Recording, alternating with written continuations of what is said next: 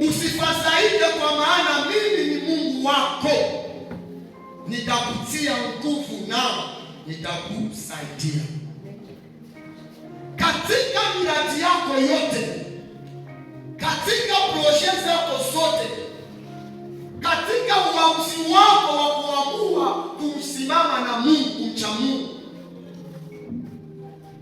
Usiogope. Huu nabii Isaya,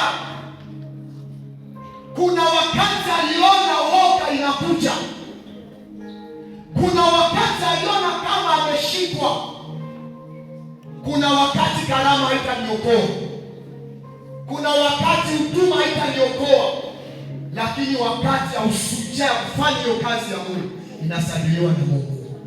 Kwa yako malgré vitisho, malgré miso, unajua kuna watu wako na fimbo na uluma kushinda hata fika kupiga mwili kwenye uli.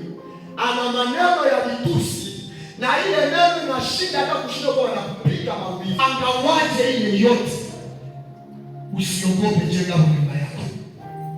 Usiogope, fanya maamuzi yaliyo sahihi na utaona heshima itasimama kwenye maisha yako.